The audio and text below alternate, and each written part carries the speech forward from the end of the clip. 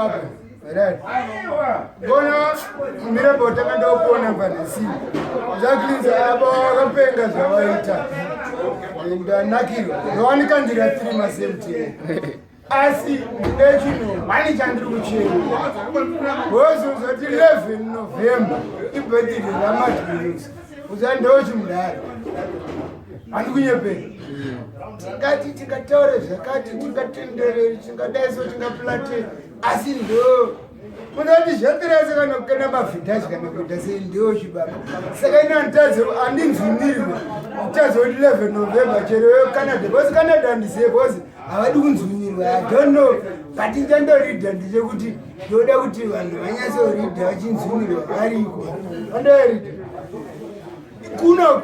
kutocheva andikona masemti emina ndechibanda bose anoza ndoda kunanamzvina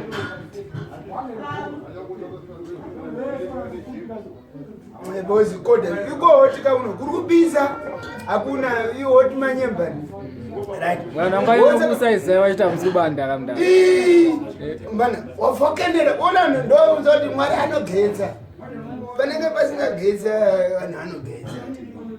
kono kati mndare wewe ama intiri mazina kuyi uzoti pamuna mafenza patovhurika atopona bosi kwanoko kubanda kastimbe inopona masemde anobva ngoti masemde nganobva ngopona ukagawa wosanda asi ndikuti birthday ramndara 11 November tikurizira ndara ndikuchemana kuti chero muri kure chero mudasi aiwa titaze kunakira mndara muripo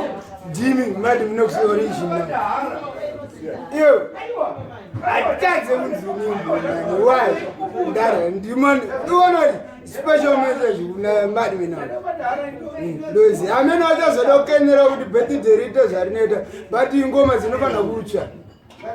ndoziya zvinofana kuti zvinzvune tinzvunirani wana kuti apanda kubanda veliwe but vanhu vetiri chaunga timidase chinakirwa tiri kuno uye variko zvakanaka nari foreign ngo tokana kucelebrate kuti tiri kuno bosi kuno ndokumusha ndopachi pari kuvhuta apa ona pandesa yekastimbi apa kandoona sini kana vatatomhanye foundation fine foundation ndo pane ri kuvhute ndo pane gets over yese ndo pane everything ndoiri saka ndikuti mwari vanhu timu yese vari kusapota isusu tinoda kunzviniro ameno razi foreign hakuna pressure and handigetse hasana moklemba nini handangopera joza nemoskeni neboswana aboswana ndakenda anyway asi ndikuti ikoko kuti vanhu mabirthday amunzvinirwe here nzvinirwe hai ene moita kunotifarewo iyo kiriton pana mishini una ndoziya votore zizokena vidhazhika bcause 11 November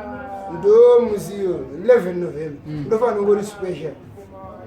waona zvekubhaizana kazvoda inofana kunge special musiyo haisi dhere kudanze rinosaiza wasi big maniko getokaronge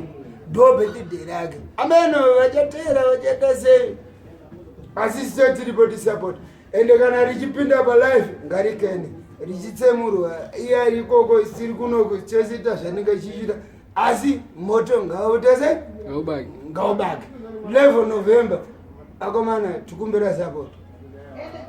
asi mbodanzi tikudandina asi ndikuzoti mafanzi ariko akawanda inzunumu imadumandika original ghetto cronky ndewacho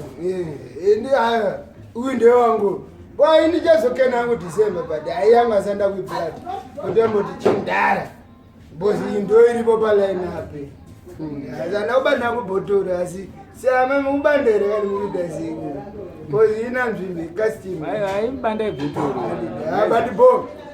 asinya 11 November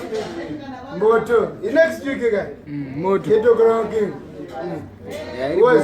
heavy